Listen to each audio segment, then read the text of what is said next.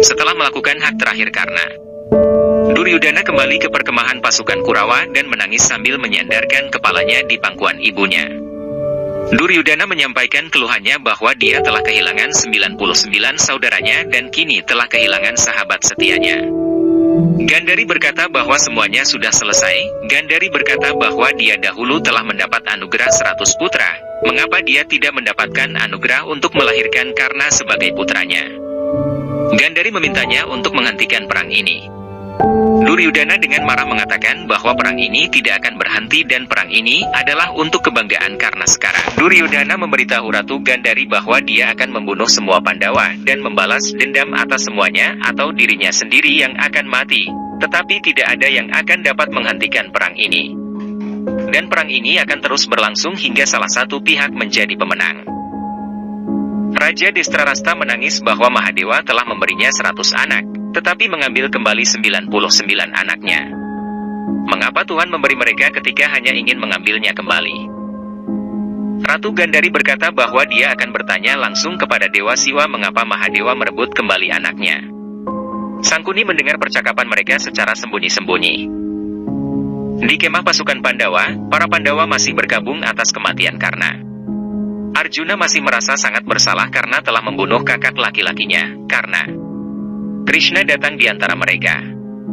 Bima dan Yudhistira mengeluh bahwa mereka telah melakukan kejahatan dengan membenci dan membunuh kakak mereka sendiri dan tersisa sedikit waktu untuk menghormati kakak mereka sebelum Karna meninggal.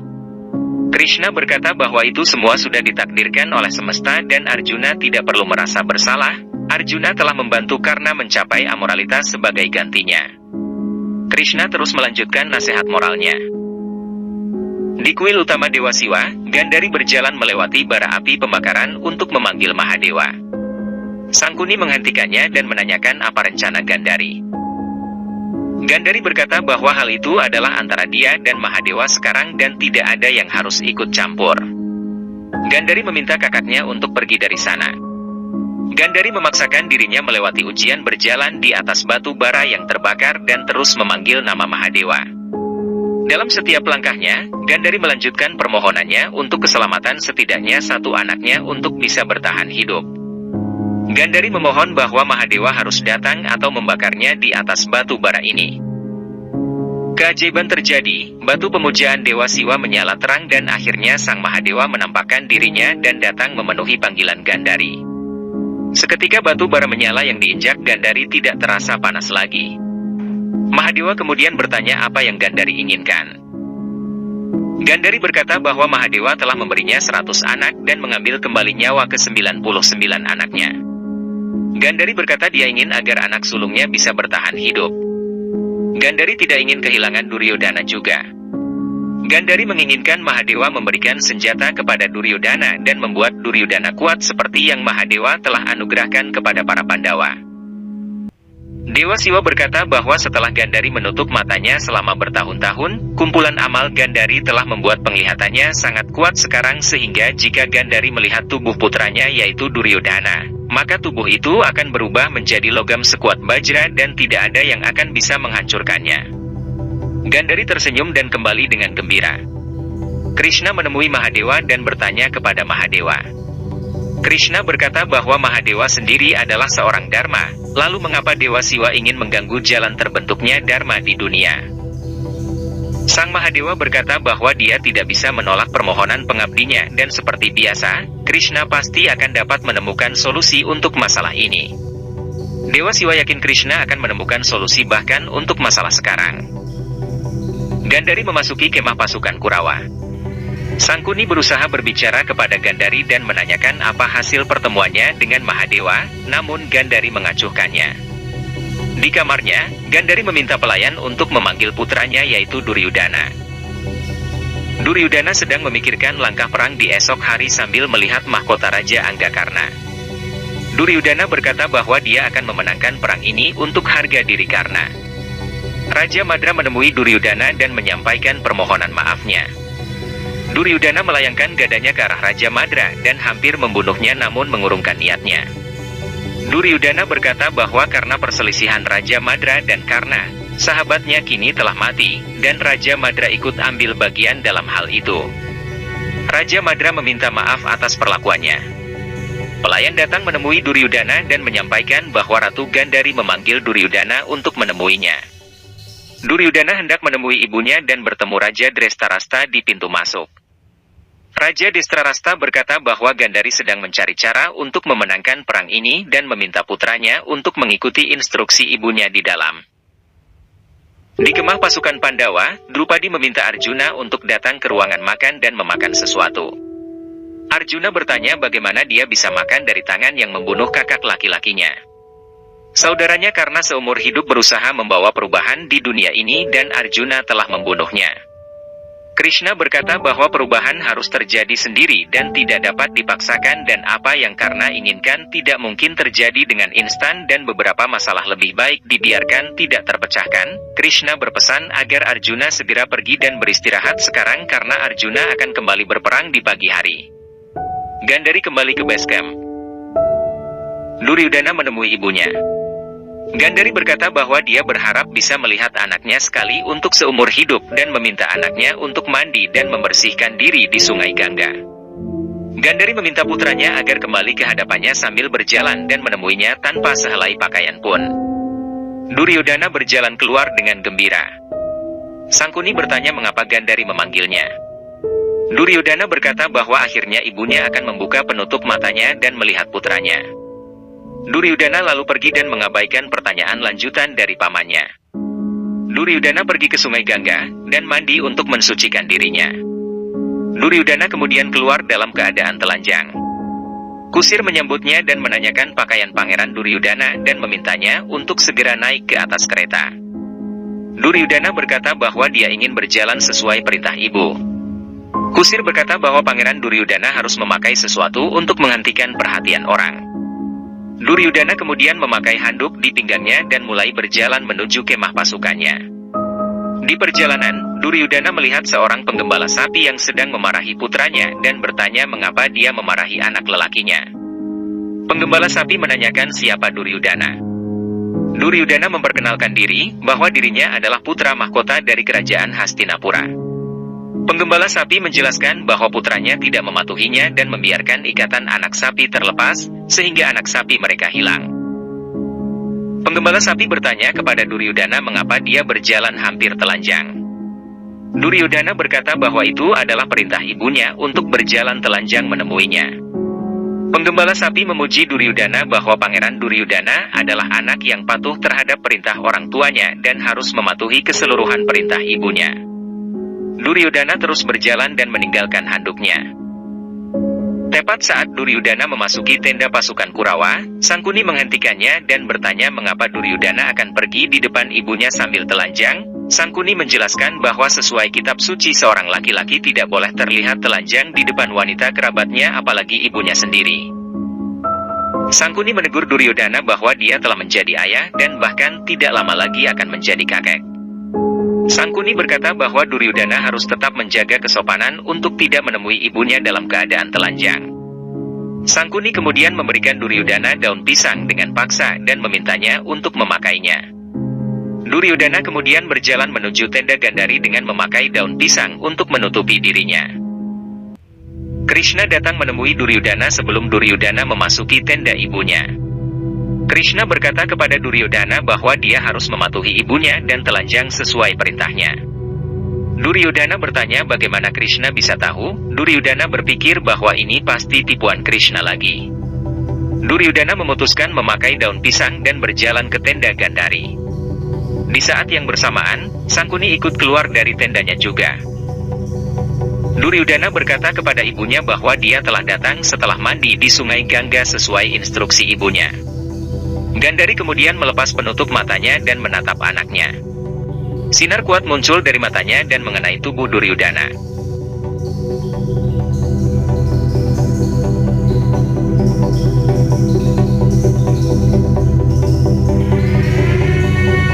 Iklim berubah menjadi badai di luar. Sangkuni dan Aswatthama berkata bahwa sesuatu yang besar sedang terjadi. Arjuna ikut bertanya kepada Krishna apa yang terjadi. Bima berkata bahwa itu adalah sinyal dari kesulitan besar yang akan terjadi. Krishna berkata bahwa amal pengorbanan seorang ibu yang terkumpul di matanya telah jatuh dan memberkati seseorang setelah waktu yang lama.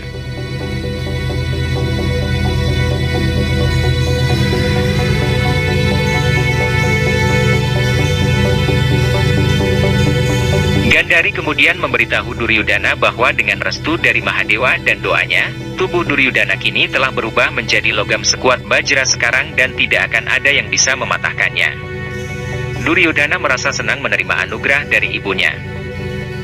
Ratu Gandhari terkejut melihat Duryodhana masih mengenakan daun pisang di area pinggangnya, dan marah karena dirinya sudah menyuruh putranya untuk tidak mengenakan pakaian sehelai pun, tapi Duryodhana malah masih memakai daun pisang.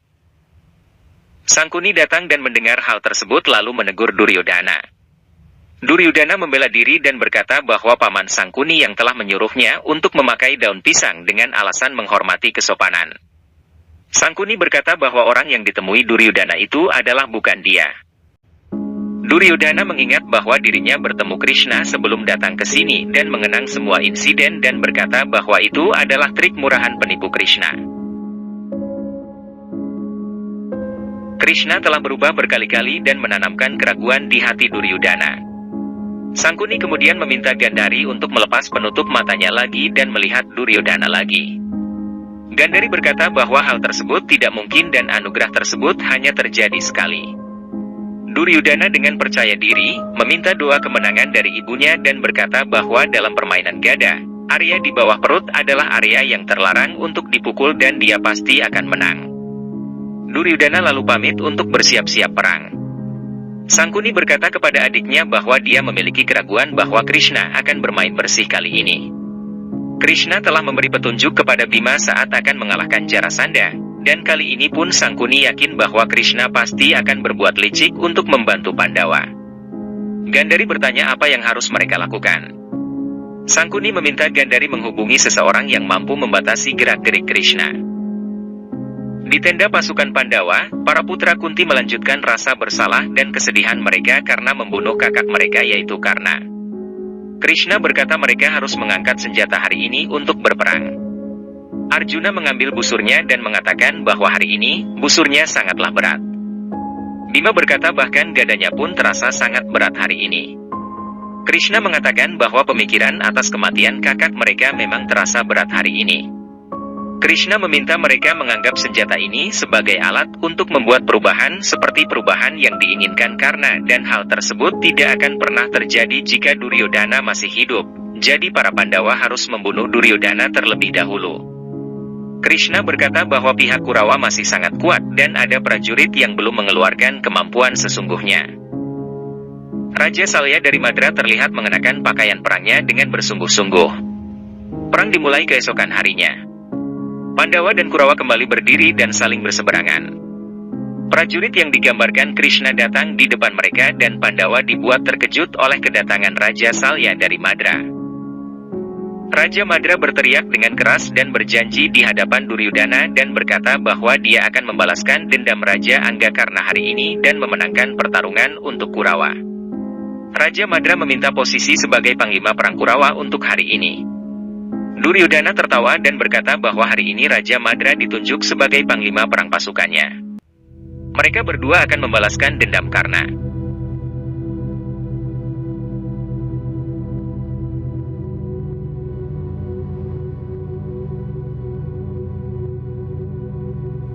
Duryodhana bersama dengan Raja Madra berhasil membantai pasukan Pandawa dalam jumlah banyak. Dengan kemampuannya, Raja Madra menyerap kekuatan pasukan Pandawa dan membunuh mereka dengan mudah. Krishna bertanya kepada Arjuna apakah dia siap untuk bertarung melawan Raja Shalya. Duryodhana memprovokasi Bima bahwa dirinya telah membunuh Abhimanyu dan mengingatkan Bima mengenai pelucutan Drupadi di arena permainan dadu dan bertanya apakah Bima tidak ingin membalas dendam. Bima dengan marah menyerang kepala Duryodhana dengan gadanya. Namun gada Bima hancur karena menghantam kepala Duryodhana. Bima terkejut melihat kemampuan Duryodhana. Duryodhana tertawa dan berkata bahwa hari ini tubuhnya adalah senjatanya dan menyerang Bima hingga terjatuh ke tanah. Arjuna menyerang Raja Madra, tetapi Raja Madra mengaktifkan kekuatan spesialnya dan panah-panah Arjuna patah saat menyentuh tubuhnya. Raja Madra menertawakan Arjuna dan Duryudana juga ikut mengejek Arjuna bahwa Raja Madra harus mengajarkan cara memanah kepada Arjuna. Krishna mengingatkan Arjuna bahwa Raja Madra memiliki kemampuan khusus yang bisa menyerap kekuatan dari kemarahan seseorang. Panah Raja Madra hampir mengenai Arjuna, namun Krishna menjalankan kereta sehingga Arjuna selamat. Bima kemudian menyerang Raja Madra. Raja Salya dari Madra mengejek Bima bahwa Bima harus menunjukkan kemarahannya sama seperti kemarahannya selama pelucutan pakaian Drupadi, maka Bima akan menyelamatkan martabatnya. Raja Madra berkata bahwa dia juga menikmati acara tersebut. Bima marah dan mulai menyerang lagi, tapi Raja Madra memancarkan gelombang kuat dari dadanya dan Bima menjadi melemah dan berteriak kesakitan. Raja Madra terus tertawa. Tubuh Bima menjadi sangat lemah di hadapan Raja Madra. Raja Salya dari Madra menantang Bima untuk bertarung dan memukulinya dengan keras. Raja Madra bahkan mampu mengangkat Bima dengan mudah dan melemparkannya ke tanah. Nakula berkata kepada Shalya bahwa meskipun dia adalah paman mereka, tapi Shalya berada di pihak musuh. Nakula menantangnya untuk bertarung. Shalya berkata bahwa prajurit hebat karena telah menyelamatkannya kemarin dan sekarang Raja Madra sebagai pamannya akan menyelamatkannya. Jadi Nakula harus lari dari sini atau merasakan kematian di tangannya juga. Paman dan keponakan itu mulai saling bertarung.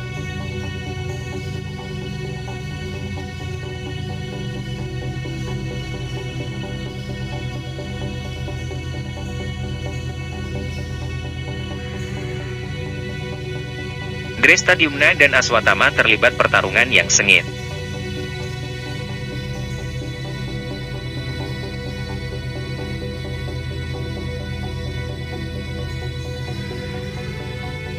Drestadyumna berhasil menjepit Aswatama dan akan membunuhnya, namun Duryodana datang untuk menyelamatkan Aswathama dan mengalahkan Drestadyumna.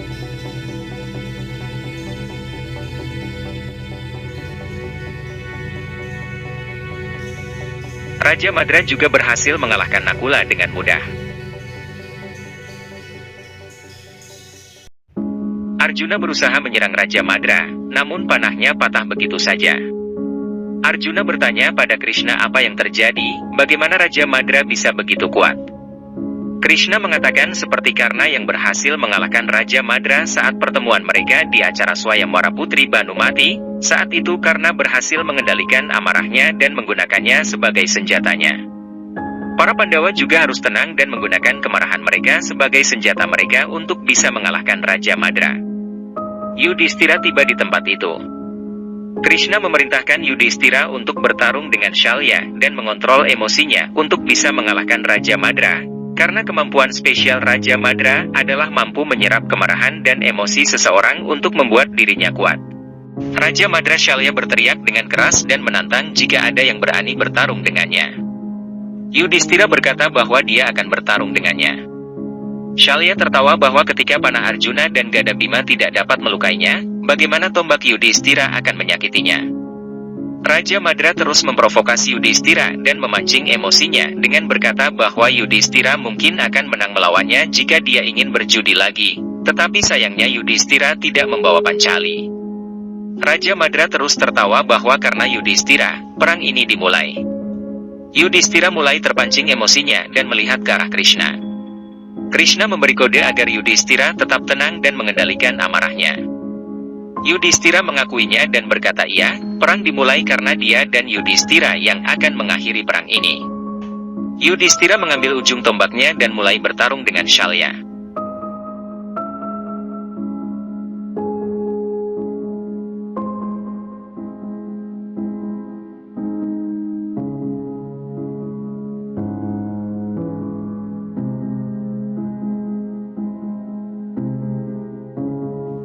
Yudhishthira akhirnya menang dan berhasil menusukkan ujung tombaknya ke dada Shalya serta mengakhiri hidup Raja Shalya dari Madra.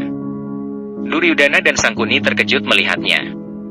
Krishna bertanya kepada Arjuna apakah dia tidak akan menghukum paman yang lain karena dialah perang ini dimulai.